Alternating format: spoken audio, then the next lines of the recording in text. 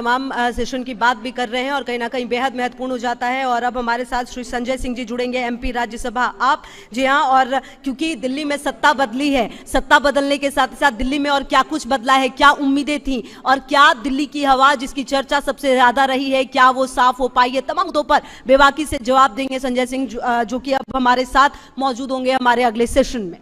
बिल्कुल। और देखिए, आम आदमी पार्टी की वरिष्ठ नेता और राज्यसभा सांसद जो देश की राजनीति में बेबाकी से अपनी राय रखते हैं और साथ ही साथ जमीनी मुद्दों के साथ ही संसद में मुखर होकर अपनी आवाज उठाने के लिए जाने जाते हैं, और अब वो हमारे बीच में मौजूद हैं और बढ़ते हैं अपने सेशन की ओर और करते हैं सेशन की शुरुआत। बिल्कुल, और सेशन को आगे ले जाएंगी Jyoti Sangwan, executive editor, India News Haryana. एक बार फिर से जोरदार तालियां। आम आदमी पार्टी के वरिष्ठ नेता, राज्यसभा में सांसद, अरविंद केजरीवाल के सियासी क्रांतिकारी नेता, सड़क से लेकर सदन तक आक्रामक ढंग से, पुरजोर ढंग से सरकार की घेराबंदी करने वाले संजय सिंह जी हमारे साथ मौजूद हैं। स्वागत है आपका मंच पर। बहुत धन्यवाद और आपके दर्शकों को मेरा नमस्कार जी। बहुत सारे मुद्दे हैं संजय सिंह जी जिन पर आपसे बात होगी, लेकिन शुरुआत जो हमने लिया है, आज का जो हमारा बिंदु रहेगा, पहलू रहेगा कि दिल्ली की आबो हवा क्या कहती है, क्योंकि आसानी दिल्ली में आप हैं, दिल्ली में हम हैं और अभी बाहर से अंदर आप आए हैं। क्या कहा है हवा ने, सांस लेने के काबिल है? देखिए, हमारी जो माननीय मुख्यमंत्री जी हैं उन्होंने AQI का टेम्परेचर नाप लिया है और मैं तो ये सुनता रहा हूँ कि भाई 104-105 जब आदमी का टेम्परेचर हो जाता है तो उसकी स्थिति मरणासन्न हो जाती है। यहाँ तो टेम्परेचर 900 से भी ज़्यादा पार हो गया, तो दिल्ली की हालत क्या होगी आप समझ लीजिए। पूरे सत्र में आपने एक भी दिन देखा हो कि सरकार ने ऐसे गंभीर विषयों पे कोई चर्चा सदन में की हो, कोई इसका समाधान बताया हो, कोई विपक्ष और पक्ष मिलके या अलग अलग राज्यों के साथ क्या कोऑर्डिनेशन हो सकता है इस प्रदूषण को कम करने के लिए, उसके बारे में कोई बातचीत हुई हो? नहीं, क्योंकि सरकार की प्राथमिकता में नहीं है। दिल्ली जहाँ पर देश के प्रधानमंत्री रहते हैं, राष्ट्रपति रहते हैं, तमाम एम्बेसीज हैं यहाँ पे, दिल्ली जहाँ पे सारे सांसद और मंत्री रहते हैं, और दिल्ली जहाँ पे करोड़ों की संख्या में झुग्गियों में अनऑथराइज्ड कॉलोनीज के अंदर लोग रहते हैं, तो उनकी ज़िंदगी से कोई लेना देना नहीं, कोई मतलब नहीं। और आज 18 घंटे काम करके प्रधानमंत्री जी ने और रेखा गुप्ता जी ने दिल्ली को एक स्थान पे नंबर 1 पे पहुंचा दिया है। दुनिया का सबसे प्रदूषित शहर आज की तारीख में दिल्ली है।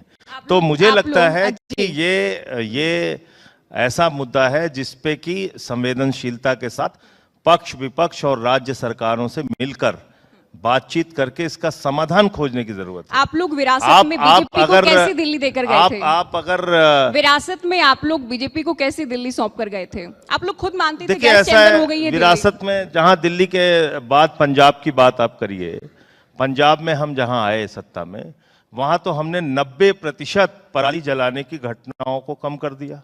हमारा जो काम था हमने वो किया। दिल्ली में भी जब थे हम, जब प्रदूषण बढ़ा तो केजरीवाल साहब ने वो ऑड इवन, चाहे उसकी जितनी आलोचना चर्चा आप करते रहिए उसके ऊपर, लेकिन वो एक सफल स्कीम दिल्ली के अंदर उन परिस्थितियों में लागू की। अब यहाँ तो क्या है, यहाँ तो प्रदूषण बढ़ रहा है, पटाखा दगाओ, पटाखा खूब दगाओ, तभी आप धार्मिक सिद्ध होगे। अपने बच्चे को आप जितना प्रदूषण में झोंक सकते हैं झोंकिए। तो ये जब मानसिकता होगी, इसका मतलब आपके मन में समाधान की ओर कोई ध्यान नहीं है, आपकी कोई कोशिश नहीं है कि प्रदूषण दिल्ली के अंदर कम हो, सिर्फ आरोप प्रत्यारोप से कुछ होने वाला। बीजेपी का ये मानना है कि 2009 से लेकर अब तक, खास तौर पर अक्टूबर नवंबर में ये हालात होते ही होते हैं। इसमें कांग्रेस भी रही है, आप लोग भी सरकार में रहे हैं, और अब क्योंकि बीजेपी सत्ता में है, आप लोग कोरी सियासत कर रहे हैं पोल्यूशन के नाम पर। भैया, आपके पास MCD है, आपके पास हरियाणा की सरकार है, आपके पास केंद्र की सरकार है, आपके पास दिल्ली की सरकार है, आपके पास LG है। आपने इस प्रदूषण को रोकने के लिए क्या सार्थक कदम उठाए, ये तो बताएंगे आप। हम बता सकते हैं पंजाब में हमारी सरकार है, हम कह रहे हैं 90% पराली जलाने की घटनाओं में कमी आई, क्योंकि हम प्रदूषण को लेकर चिंतित थे। हमारी ओर से जो कदम उठाया जा सकता था हमने उठाया। और पहले भी केजरीवाल साहब एक ही बात कहते रहे कि प्रदूषण की यह समस्या एक दूसरे के ऊपर आरोप प्रत्यारोप से इसका समाधान नहीं होना है। प्रदूषण की समस्या का समाधान होना है जब राज्यों के साथ केंद्र सरकार मिलकर काम करेगी। आप लोग बार बार गैस चैम्बर शब्द का इस्तेमाल कर रहे हैं, सबसे पहले किसने कहा ये? देखिए, अब अगर आप उस पर बात करेंगी तो फिर आपको टीवी चैनल्स के प्रोग्राम का एक आंकड़ा प्रस्तुत करना पड़ेगा अपने दर्शकों के सामने। जब अरविंद केजरीवाल जी दिल्ली के मुख्यमंत्री थे तो इतने कार्यक्रम, इतने शो, इतने डिबेट, इतनी आलोचना, ऐसा मालूम पड़ रहा था कि दिल्ली वालों को तो जान से मार देना चाहते हैं केजरीवाल जी। इतना बड़ा विलियन, इंडिया न्यूज का, इतना मैं बड़े, संजय सिंह नहीं, मैं आपके चैनल की बात नहीं कर रहा। फिर भी बता देती हूँ, मैं जनता से जुड़े हर एक मुद्दे को मजबूती से उठाते हैं। मैं किसी विशेष चैनल, आप सही कह रहे हैं, आपने शुरुआत में मैं कहा कि विशेष चैनल की बात से, नहीं कर रहा हूं, मैं आपको ओवरऑल कह रहा हूं। आप आंकड़ा प्रस्तुत कीजिए कि सारे टीवी चैनल्स ने उस समय अरविंद केजरीवाल को किस तरह से टारगेट किया और किस तरह से डिबेट कराई और किस तरीके से प्रदूषण को सिर्फ और सिर्फ केजरीवाल उसके लिए जिम्मेदार है ऐसा आरोपित करने का काम किया। वो सच पूरे देश और दिल्ली के सामने आना चाहिए। कोई लेकिन आज की तारीख जिम्मेदार में नहीं हो सकता, आज की तारीख में, लेकिन आप ये बताइए संजय सिंह जी, पंजाब की तो पराली की आज की बात तारीख करते में हैं, उसको लेके माफ कीजिएगा टीवी चैनल्स की भी कितनी चिंता है, नहीं दिखती जितनी केजरीवाल जी के समय में हमें तो दिखती थी। चिंता है, हम खुद राजधानी दिल्ली में हैं, तो अच्छी बात हम भी है। उसी हवा में सांस ले रहे हैं, आप भी उसी में ले रहे हैं। बिल्कुल, मैं देश तो के पीएम ये भी कह रहा उसी हूँ, में ये सांस सबकी ले रहे हैं, चिंता अरविंद होनी चाहिए, केजरीवाल, उनका परिवार भी ये सांस ले सबकी रहे चिंता हैं। होनी चाहिए। लेकिन एक्यूआई मीटर पे पानी छिड़का के उस चिंता को आप कम नहीं कर सकते हैं। अच्छा, आपके कुछ सुझाव हैं, क्योंकि पराली वाली बात तो ठीक है, पंजाब और हरियाणा पर लागू हो जाएगी। हरियाणा की सरकार भी कहती है कि हमने पराली पर पूरा कंट्रोल कर लिया है। दिल्ली की जब बात आती है, आप लोग भी सरकार में रहे, कोई ऐसे सुझाव जो काम आप लोग कर रहे थे लेकिन बीजेपी ने उन कामों को रोका, उन कामों के रोकने के चलते पोल्यूशन बढ़ गया दिल्ली में? देखिए, सबसे पहली जरूरत इस बात की है कि राज्य सरकार और केंद्र सरकार मिलके एक अस्थाई नीति इसके लिए बनाए। हर साल इसी महीने में बार बार प्रदूषण की समस्या पे चर्चा करना और भूल जाना, ये जो सरकारों की आदत हो गई है, इससे समाधान नहीं निकलेगा। मैं फिर दोहरा रहा हूं, आपको लगेगा कि मैं बार बार अपने राज्य सरकार की बात कर रहा हूं। हमने इस ओर चिंता दिखाई और इसलिए आज पंजाब में पराली जलाने की घटनाओं में कमी आई। अगर यही चिंता केंद्र सरकार के अंदर होती, हरियाणा के सरकार के अंदर होती, हमारी सरकार से भी बातचीत आप करते, पंजाब की सरकार से भी, और उसका एक मिलकर समाधान निकालते, तो मुझे लगता है कि आज ये हालात हमको नहीं देखने पड़ते। आप ये मान रहे हैं पंजाब में पराली जलाने की जो घटनाएं हैं कम हुई हैं, संजय सिंह जी हरियाणा में भी कम हुई हैं।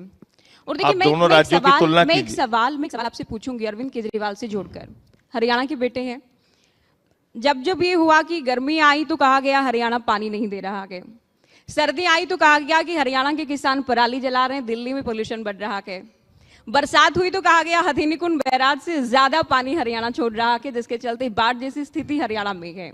कभी ये भी कह दिया गया कि यमुना में जहर मिलाया जा रहा है हरियाणा की ओर से।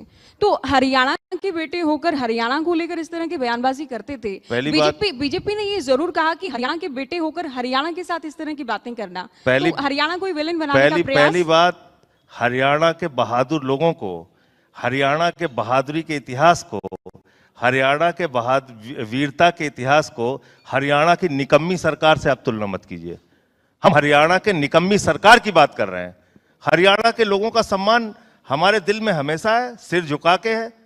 तो ये दोनों बातें अलग हैं। कृपा करके मैं आपसे क्षमा चाहते हुए कहूंगा कि ऐसा हमारी ना, सरकार के लिए हरियाणा के लोगों का दिल में, दिमाग में हर तरीके से पूरा सम्मान है, लेकिन एक ऐसी सरकार जो दुर्भावना से काम कर रही है, और ये हम हवा में तो कोई बात नहीं कह सकते।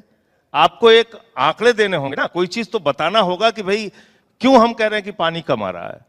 क्योंकि एक निर्धारित मात्रा पानी की देनी होती है, उसकी वो सुप्रीम कोर्ट से तय चीजें हैं, वो सरकारों के बीच में समझौता के तहत तय चीजें हैं कि भाई इतना पानी इस समय आपको छोड़ना पड़ेगा। तो हम उसके आधार पे कह रहे थे कि पानी सरकार कम दे रही है।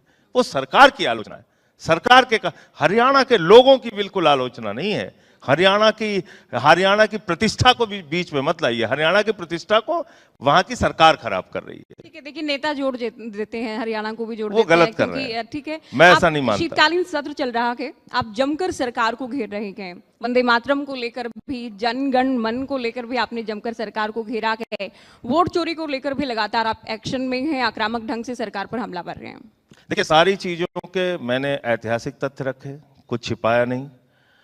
ये सच है कि आरएसएस ने मुस्लिम लीग के साथ मिलकर सरकार बनाई थी 3 राज्यों में, और कृषक प्रजा पार्टी के नेता थे फजलुल हक, उसमें मुस्लिम लीग भी शामिल थी, और उसमें श्यामा प्रसाद मुखर्जी जी वित्त मंत्री थे उस राज्य की सरकार में। और उन्होंने अंग्रेज गवर्नर को चिट्ठी लिखी थी। उस चिट्ठी में लिखा था कि भारत छोड़ो आंदोलन को कुचल देना चाहिए। ये ऐतिहासिक सच है। 52 साल तक तिरंगा झंडा आरएसएस ने अपने नागपुर के मुख्यालय पे नहीं फहराया। जिन 3 लड़कों ने वो झंडा फहराने की कोशिश की, उनके ऊपर एफआईआर दर्ज की गई। 13 साल तक मुकदमा उनके ऊपर चलाया गया। मैंने 28 दिसंबर 1949 का ऑर्गेनाइजर मुखपत्र दिखाया, जिसमें साफ तौर पे लिखा था कि जन गण मन ये आइटम ऑफ इंटरटेनमेंट है। आप हमारे राष्ट्रगान का अपमान करेंगे, आप हमारे तिरंगे का अपमान करेंगे, राष्ट्रीय ध्वज का अपमान करेंगे, और वंदे मातरम लगा के कितने 4 लोगों का नाम, तो मैंने पूछा था कि 4 लोगों का नाम बताइए जो वंदे मातरम लगा के जेल में गए हों, तो आपके पास वो भी नहीं है। तो इसलिए नकली राष्ट्रवादी बनने की कोशिश मत कीजिए। आपका जो इतिहास है वो देश जानता है, और नहीं जानता है तो इस बहस, मैं तो हैरान था, मुझे तो लगा नरेंद्र मोदी जी ने आरएसएस की गोभी खोदने के लिए बहस रखी। जो आरएसएस के बारे में देश के लोगों को पता नहीं था, आरएसएस को बदनाम करने के लिए मोदी जी ने वंदे मातरम की डिबेट रखी कि पूरे देश में आरएसएस की सच्चाई पूरा विपक्ष मिलकर बता दे। ये काम हुआ। तो जो ऐतिहासिक तथ्य थे, जो ऐतिहासिक सच था, जो सारे प्रमाण थे, वो मैंने सदन के अंदर रखे।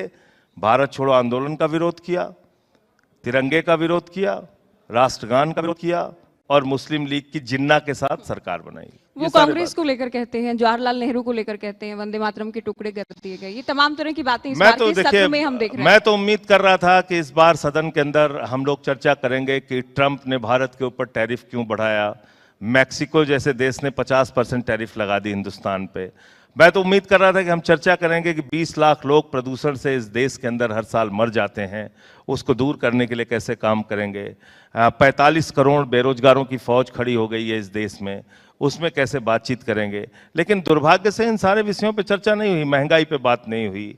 किसान एक खाद की बोरी के लिए लाइन में खड़ा रहता है, उसकी मौत हो जाती है, हमारे उत्तर प्रदेश की घटना है।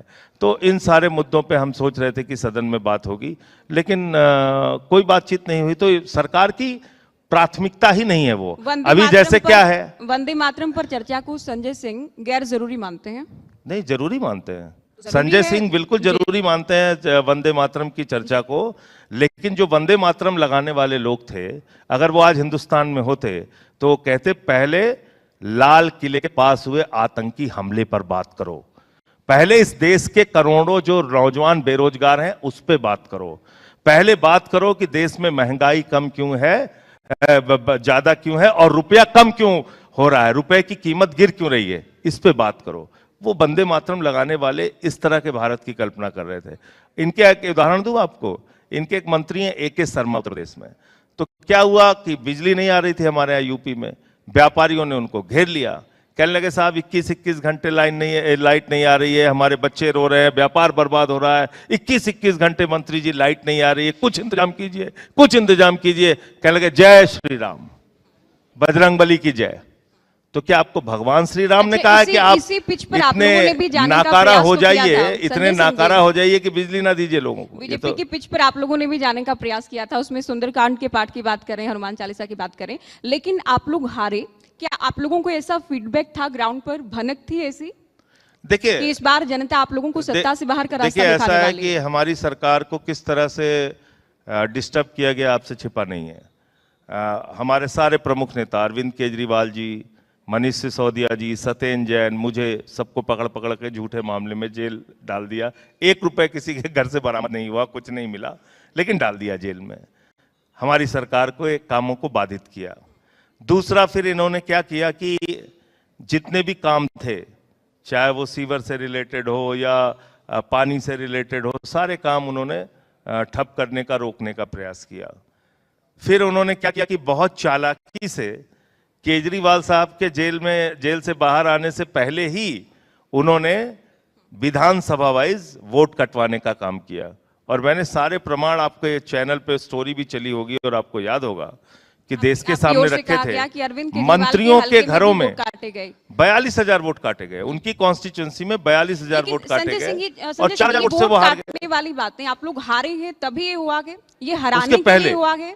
उसके पहले हो गया था ना, बिल्कुल लिखित में शिकायत दी है, ठीक है। उसके पहले शिकायत दी है। विधानसभा वार जिस तरह से बीजेपी के लोगों ने वोट कटवाने के लिए, वोट बढ़वाने के लिए घपला किया है, उसकी शिकायत दी है।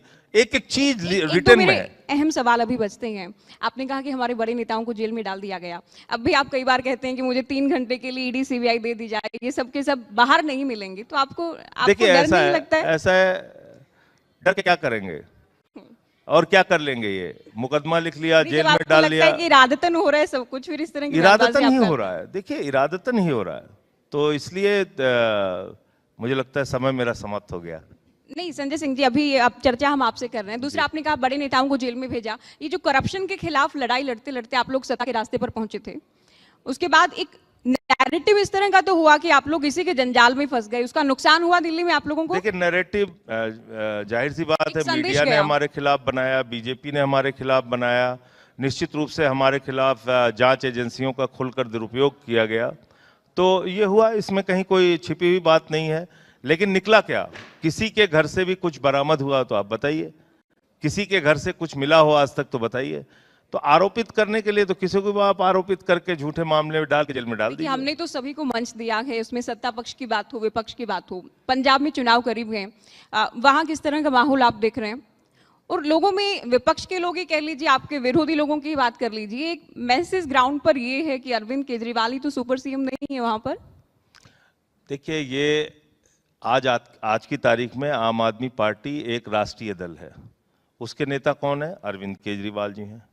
देश के अलग अलग हिस्सों में पार्टी के विस्तार के लिए, मजबूती के लिए कौन जाएगा? सबसे बड़े नेता के तौर पे अरविंद केजरीवाल जाएंगे।